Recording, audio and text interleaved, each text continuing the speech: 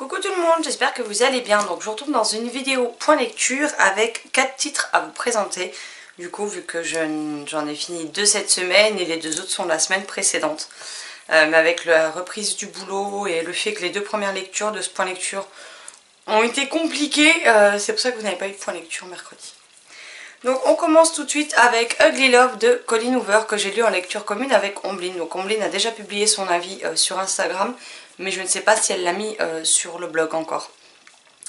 Ici on y suit Tate qui a 23 ans, qui va emménager chez son frère. Elle est infirmière, elle travaille à l'hôpital et elle poursuit ses études en même temps. Et donc elle va rencontrer, alors son frère c'est, comment il s'appelle? Camden, Caden, Cameron, un truc dans le genre. Corbin, rien à voir. Donc elle va vivre chez Corbin et face à chez son frère, elle a un de ses meilleurs amis, Miles. Elle va le rencontrer d'une façon très particulière, on va dire. Hein. C'est pas la meilleure façon pour rencontrer un des meilleurs amis de son frère. Miles a un passé très compliqué et très difficile sans qu'on ne sache de quoi il retourne, puisque on a des petits passages, alors on alterne les points de vue entre Tate et Miles.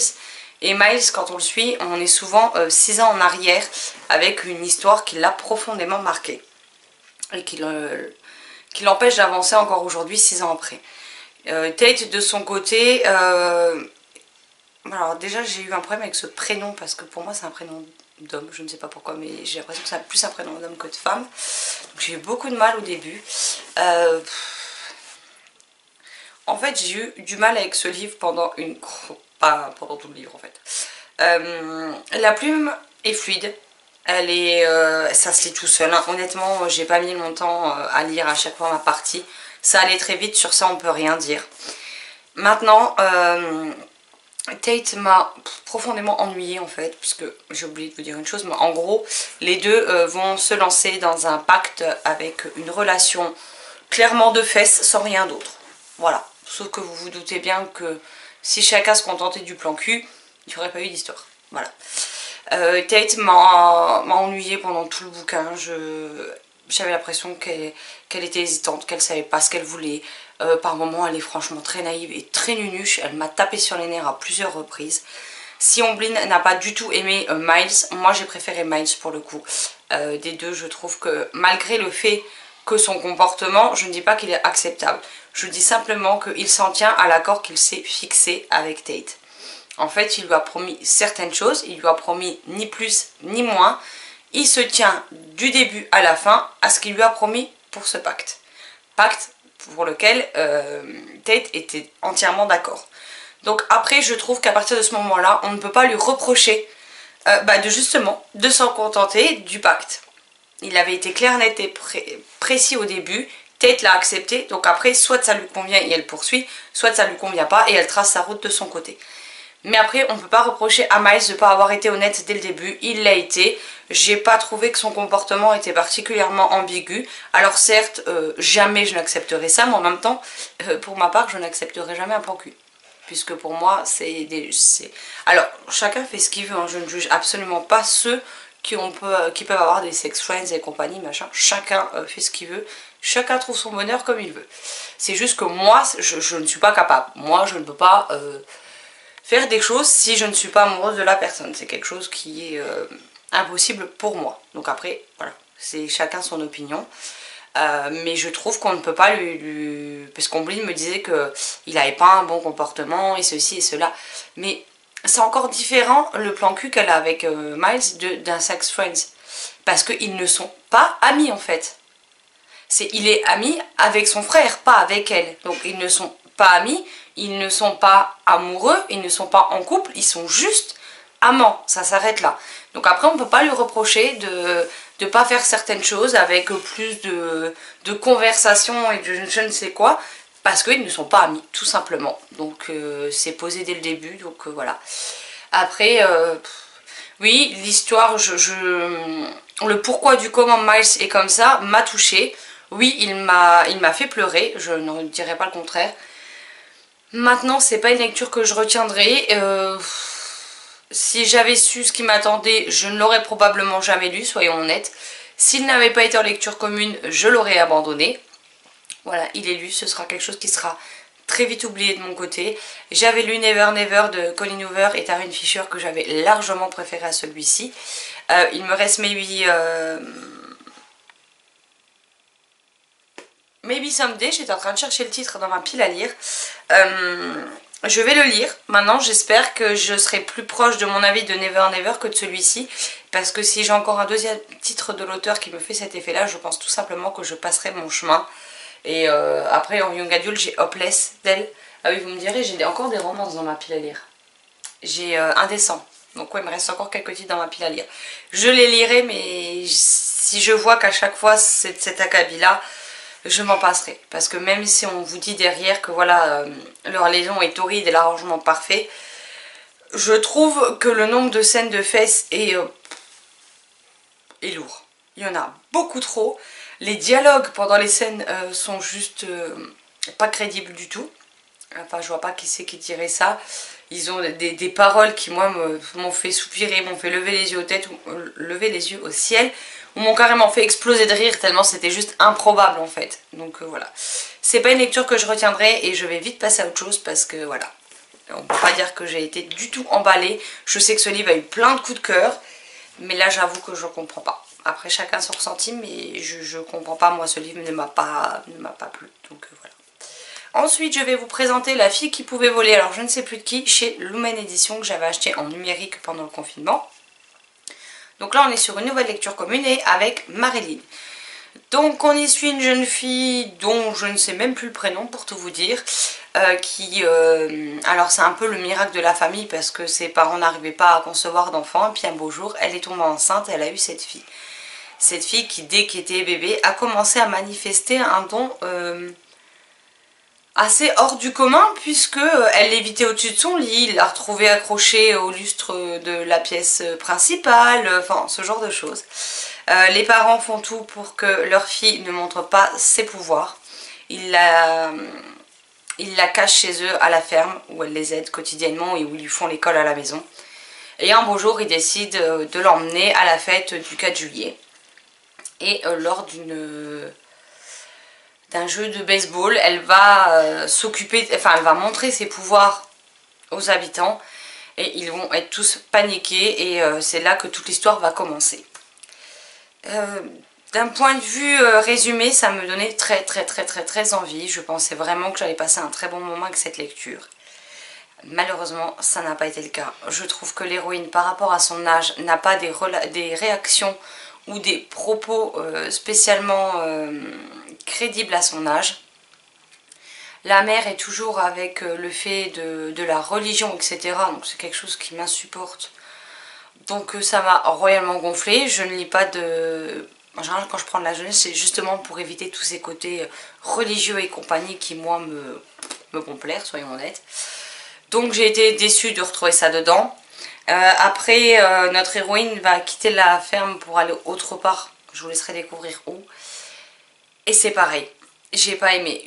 Par moment, en fait, on a l'héroïne qui est très naïve et très crédule, mais c'est dû à son âge. Et jusque-là, il y a ça, pour le coup, c'est déjà beaucoup plus crédible. Et vous avez derrière des autres réactions qui sont pas du tout en adéquation avec son âge. Et ce double côté du personnage ne m'a pas plu. Il y a un personnage masculin qui, moi, m'a tapé sur les nerfs pendant très longtemps. Alors certes, après, on nous explique le pourquoi du comment, mais ça n'excuse quand même pas tout. Il aurait pu trouver une autre solution. Les adultes qu'on rencontre dans ce récit sont tous plus cruels, manipulateurs et tout ce qu'on veut que... C'était lourd. J'ai pas spécialement aimé justement quand notre héroïne quitte la ferme de ses parents pour aller dans cet univers-là. Cet univers-là ne m'a pas spécialement emballée. J'ai pas trouvé que la mythologie était hyper fouillée, hyper développée. J'ai un goût d'inachevé en bouche, clairement. La fin, elle est tout sauf réaliste, tout sauf crédible. Alors comme j'ai déjà dit, on peut lire un univers de fantasy ou de fantastique. Forcément, beaucoup ou tout est créé par l'auteur. Je veux bien. Maintenant, dans le comportement des personnages et dans le comportement de certaines choses, j'estime qu'on doit quand même garder une certaine part de crédibilité et de réalisme. Et c'est totalement pas le cas dans ce roman. Alors j'ai vu que c'était un premier tome. Pour ma part, je suis passée mais complètement à côté. Je n'ai pas du tout aimé. Je l'ai terminé parce qu'il est très court et que j'avais pas encore envie d'abandonner Marilyn sur une LC. Et qu'on l'a fait en 3 jours. Mais clairement, je ne lirai pas la suite. Ça ne m'intéresse pas. Et j'aurais peut-être pas dû me pencher sur cette lecture. Voilà. Ah voilà, je suis désolée, mais autant commencer par les lectures les plus mauvaises, comme ça après on passe à autre chose. Mais clairement entre Ugly Love et La fille qui pouvait voler, ensuite je n'ai plus rien lu pendant presque une semaine. Parce que ben ça m'avait pas donné envie de lire en fait. Tout simplement ça m'avait désespérée au plus haut point. Et j'arrivais plus à me foutre dans un bouquin. Donc c'est dommage, mais bon, ce qui fait que j'ai pas pu vous tourner le point lecture à temps. Mais ensuite, j'ai lu Les Orphelins du sommeil de Pascaline Nolot chez Le Chat Noir collection Chaton Hanté. Donc ici, on y suit Marcus, Johan et Sam, je crois que c'est. Le petit, je crois que c'est Sam. Oui, c'est ça, Sam. C'est 3 enfants qui ont des troubles du sommeil assez particuliers et ils vont aller à l'institut Dormance, qui est un institut justement spécialisé dans les troubles du sommeil et qui accueille les enfants. Certaines nuits, ils sont sous surveillance justement pour essayer de comprendre le mécanisme et essayer de les aider à guérir et à aller mieux. Et donc on va suivre nos personnages dans cet institut avec, il y a quand même un cadre de vie et des règles à respecter. Et j'ai beaucoup aimé découvrir ce petit trio. Ensuite il y aura quelqu'un d'autre qui va se rajouter au trio, mais je vous laisserai rencontrer cette personne. J'ai beaucoup aimé la thématique du sommeil, comment elle avait été abordée, comment elle avait été également traitée. J'ai aimé la complexité de certaines choses, j'ai aimé le double univers auquel on a le droit dans ce roman. J'ai aimé la mythologie mise en place au niveau de ce qui fait que justement Marcus va se retrouver à l'institut. Ça j'ai beaucoup aimé, ça m'a beaucoup intriguée pendant toute ma lecture. Les personnages sont attachants, ils ont chacun un passé totalement différent. Ils sont eux-mêmes très différents puisqu'on a Johan qui est une albinos, on a Sam qui est un tout petit garçon et on a Marcus qui est un jeune homme à la peau de couleur. Donc voilà, ils ont tous subi un peu de harcèlement etc. également par le passé et ils vont vraiment nouer une amitié qui était belle, qui n'est pas forcément toujours facile. Il y a forcément des faux pas quand on est enfant ou adolescent, on n'est pas parfait. Mais j'ai aimé la façon dont le tout a été construit, dont l'intrigue s'est déroulée. L'intrigue qui a un petit côté conte, mais vous découvrirez vite pourquoi si vous le lisez. Voilà, la plume de Pascaline Nolot, elle est fluide, elle est entraînante, elle est prenante. J'ai vraiment aimé comment l'autrice a mené sa barque du début à la fin. On a aussi des illustrations à l'intérieur qui ont été faites par... Alors la couverture c'est Mina M, je pense que les illustrations intérieures aussi. Oui, c'est ça. J'essaie de vous trouver quelques illustrations mais je n'ai pas noté où elles étaient, c'est mon problème. Les chapitres par contre sont... Certains sont courts, d'autres sont longs. Voilà, on a ce type d'illustration. Je vous en montre juste 2 histoire de pas trop vous spoiler. J'ai bien aimé aussi ça.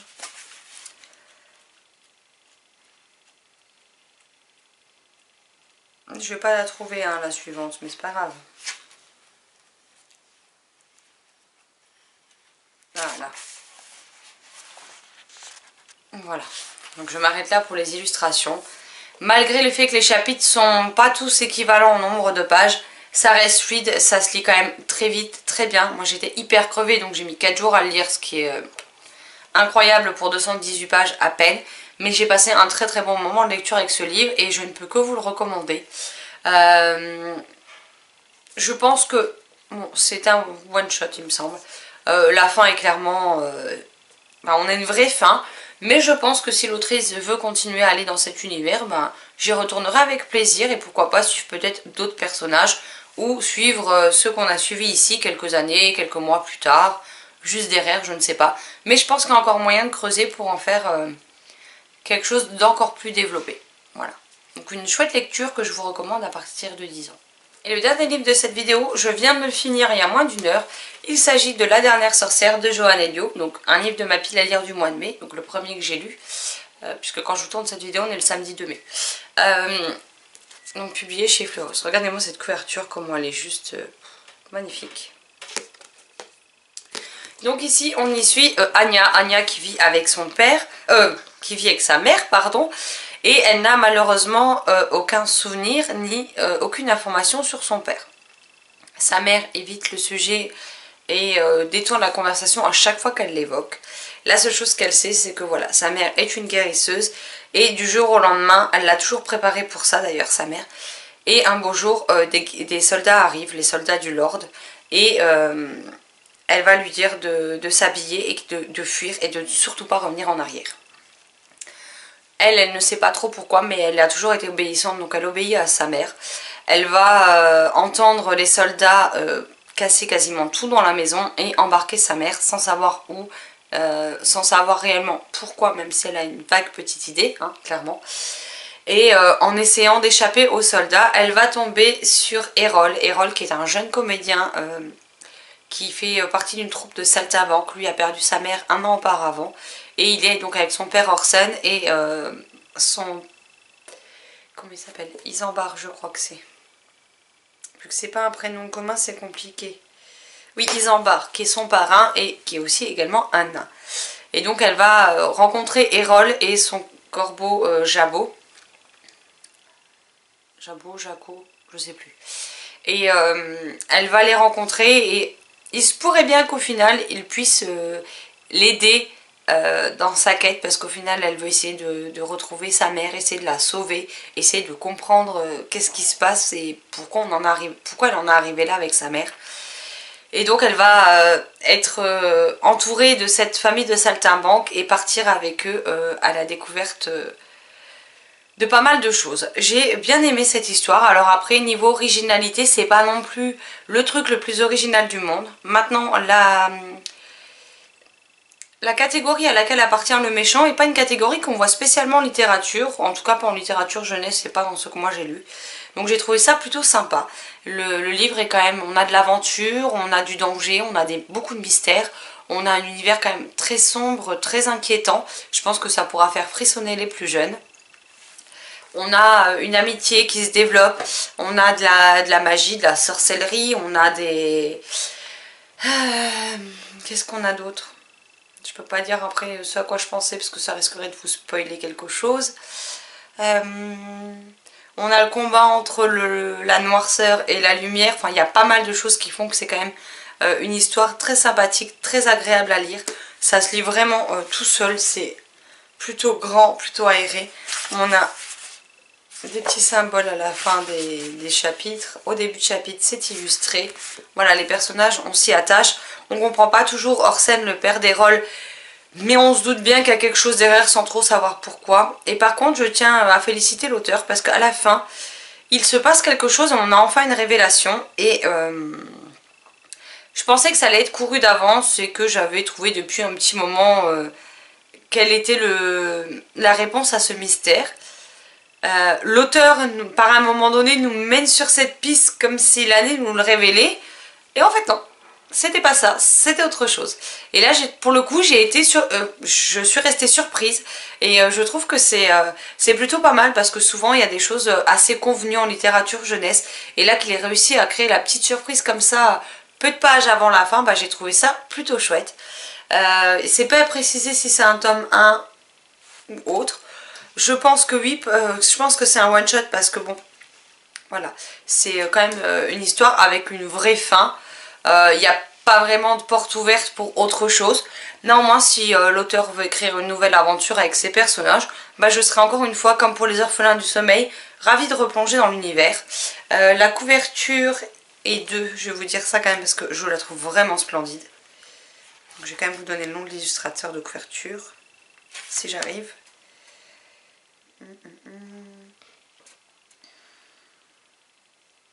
Ah bah oui, voilà, je sais pourquoi je connais les traits des personnages me disaient quelque chose. C'est Chilia, donc Chilia est l'illustratrice et bien évidemment je les ai pas derrière moi puisqu'ils sont derrière ce meuble bibliothèque.